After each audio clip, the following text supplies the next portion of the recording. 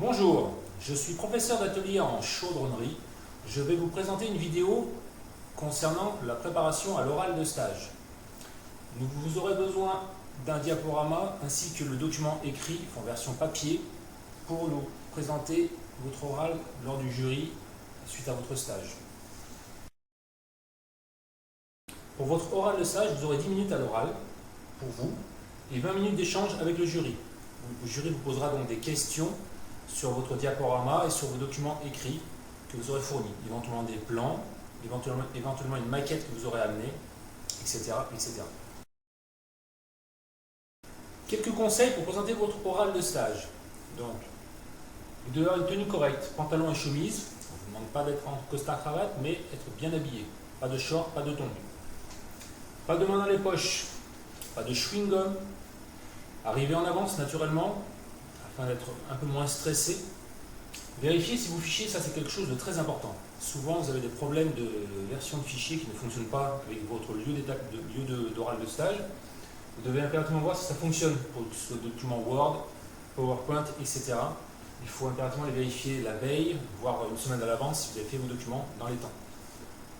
Entraînez-vous devant vos parents, ça c'est quelque chose d'important.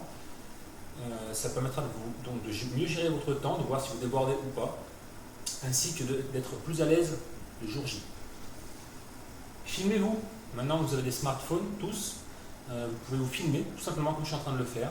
Ça vous permet de vérifier si vous avez une posture, les épaules en avant, si vous avez les mains dans les poches sans vous en rendre compte, ainsi que la répétition de certains mots. Parfois vous dites donc, truc, voilà, vous évitez.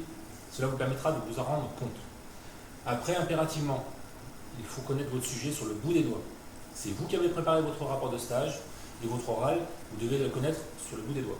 Naturellement, vous pouvez vous munir d'une fiche vous aidant, donc une trame, en parallèle, soit posée sur le bureau, soit dans les mains, il n'y a pas de problème.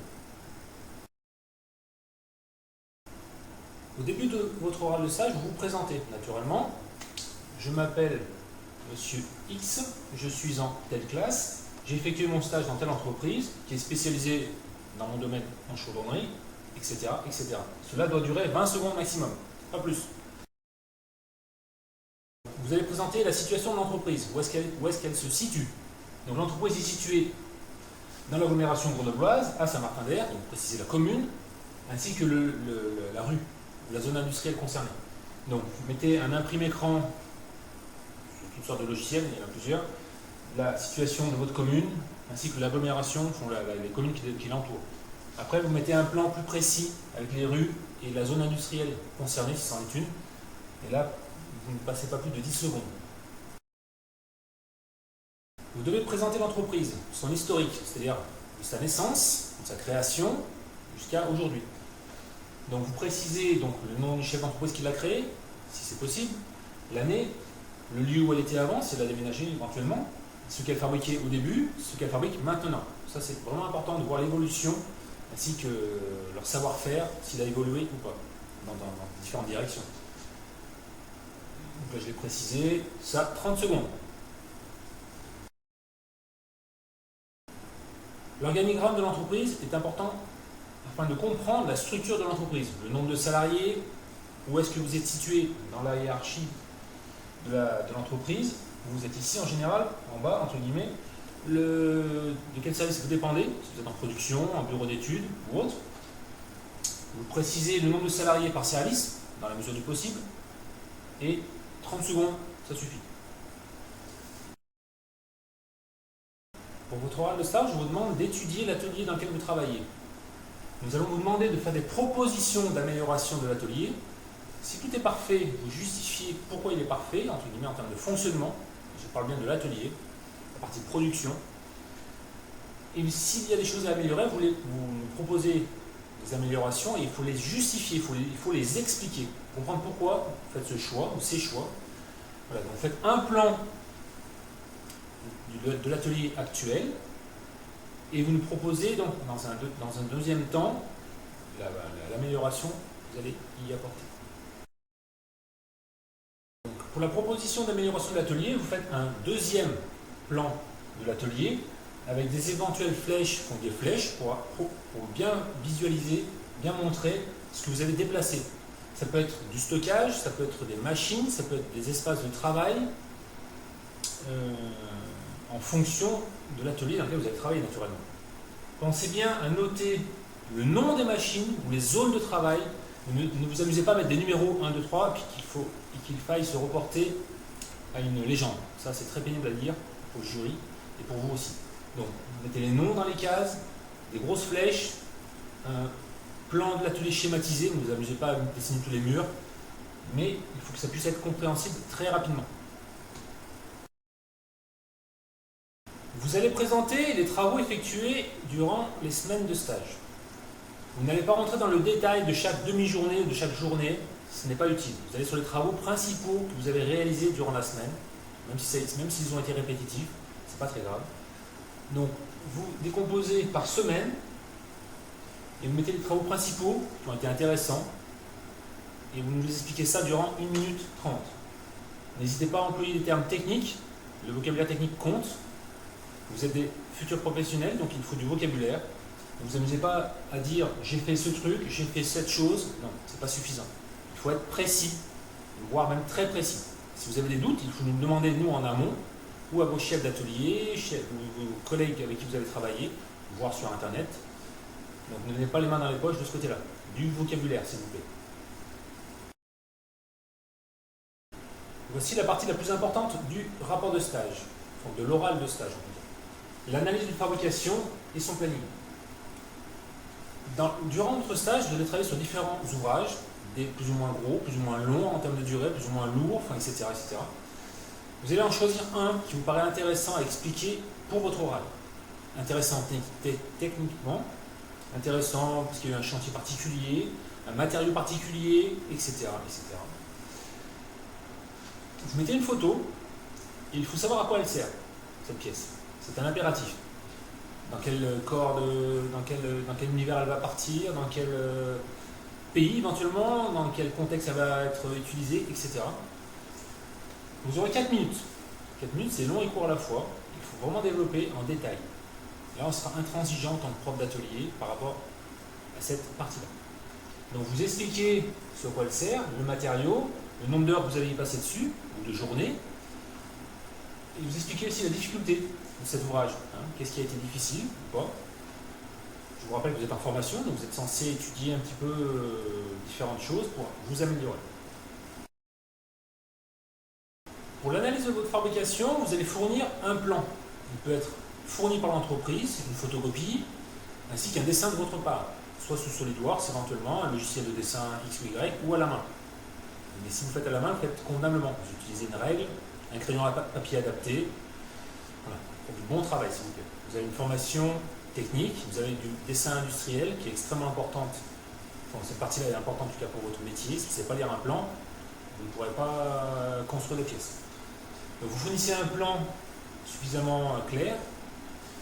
Vous y mettez, si elle n'y est pas, une nomenclature, c'est-à-dire les repères, la désignation de chaque élément, ainsi que son matériau, le nombre, etc., etc.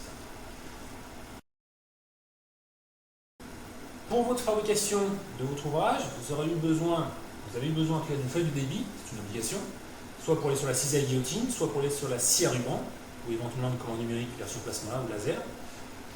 Vous y précisez donc, vous mettez un tableau, ça vous savez faire, le repère, le nombre, les longueurs, le matériau, et éventuellement la désignation pour s'y retrouver. Ça, c'est très important. Ça peut être de la tôle ou des profilés, donc des tubes, des cornières, etc. La mise en tôle, vous la faites comme on le fait en formation. Vous mettez le numéro des repères. Bien sûr, chaque tôle correspond à la bonne épaisseur, naturellement. Vous ne mélangez pas les différents éléments. Et vous faites aussi la même chose pour les profilés. Vous tracerez simplement un trait avec la mise en barre, tout simplement. Pour l'analyse de la fabrication, vous allez aussi préciser les machines que vous avez utilisées. Vous pouvez préciser, vous pouvez les indiquer avec des photos, vous précisez leur nom à côté, ainsi que leur spécificité. Parfois, il y a des machines très particulières qui n'existent que dans 1 ou 2 entreprises dans la région. Donc, vous précisez sur quoi elles servent et pourquoi l'entreprise l'a acheté éventuellement, si vous le savez, si vous avez posé la question. Pour réaliser votre ouvrage, vous avez dû réfléchir à comment vous allez fabriquer votre pièce. Donc on peut s'aider d'un planning de phase. Vous avez les différents repères, par exemple le repère 1, la virole. Vous avez donc dû effectuer du cisaillage, du traçage pour positionner des piquages, des pattes, des berceaux, etc. Du roulage, le soudage ainsi que la finition, le meulage, brosser les soudures. Vous devez aussi effectuer l'ordre d'assemblage, parce que j'assemble le repère 1 avec le repère 7 d'abord, ça ne marchera peut-être pas. Donc vous devez faire le repère 1 avec le repère 3 par exemple, vous précisez son petit nom à côté, et le repère 7 avec le repère 5, et vous avancez à chaque fois d'une valeur, d'une colonne. Et vous précisez aussi le procédé de soudage, si c'était du soudage TIG, semi-automatique ou autre. Et vous avancez au fur et à mesure. Cela permet de comprendre comment vous avez réfléchi pour assembler votre pièce. Pour les questions diverses, vous les avez posées au fur et à mesure de votre stage. Ne les posez pas le dernier jour, ni le premier jour. Vous attendez et chaque jour, chaque semaine, vous posez des petites questions qui sont importantes pour comprendre le fonctionnement de l'entreprise. L'entreprise travaille-t-elle? Qu'est-ce qu'elle travaille? Des inox, des aciers, des aluminiums. Les soudeurs sont-ils qualifiés ou pas? Et si oui, qu'est-ce qu'ils ont comme qualification? Quel gaz utilisent-ils pour souder? Combien coûte l'acier en ce moment? C'est souvent au kilo ou à la tonne. Est-ce qu'elle travaille avec l'Europe ou à l'international, un peu plus loin? Ou uniquement en France? Cela doit durer 1 minute. Ce sont des questions de curiosité qui sont importantes. À la fin de votre oral, vous allez présenter donc le bilan et les remerciements. Cela est important. Mon stage m'a permis de découvrir la tuyauterie, la chaudronnerie, la soudure, des techniques X ou Y. J'ai pu me perfectionner en soudure par exemple, ou en chantier pour la pose, pour le perçage. Je remercie monsieur, votre chef d'entreprise, votre tuteur, les salariés de vous avoir accueilli donc, au sein de l'entreprise. Et ça, vous le développez durant 1 minute. Vous avez des choses à dire, c'est une obligation. Vous devez avoir compris, là vous pouvez expliquer, vous faire un bilan, positif ou négatif de votre stage, de ce qui vous a plu, moins plu. C'est important d'en parler. Et l'oral de stage se terminera à ce moment-là. Voilà. Je viens de vous présenter donc l'ensemble de l'oral que vous avez à présenter sur votre stage. Il a duré donc 10 minutes et vous aurez 20 minutes d'échange avec les jurys. Le contenu de votre rapport de stage et de votre oral doit être précis. Parce que nous, jurys, nous allons vous titiller, vous embêter sur des choses qui ne sont pas compréhensibles. Si vous avez des choses que vous avez mises dans votre rapport de stage que vous ne maîtrisez pas, vous allez vous retrouver en difficulté. Donc tout ce qui est dans l'oral de stage, dans le rapport de stage, sur l'écrit, doit être maîtrisé. Il faut impérativement le maîtriser, sinon vous allez être coincé. Et là, vous allez stresser, et nous, ça ne nous intéresse pas. Préparez bien votre oral, s'il vous plaît. On se fasse plaisir, vous fassiez plaisir, c'est une expérience particulière, elle est stressante. Donc pensez à bien respirer, à bien vous reposer la veille et arriver en pleine forme et avec du dynamisme. Cela vous permettra aussi donc de vous entraîner lors d'un entretien d'embauche, d'être devant des personnes qui vous testeront. C'est pas évident, donc ces oraux que vous aurez tout au long du bac pro permettront d'être plus serein. Voilà, merci.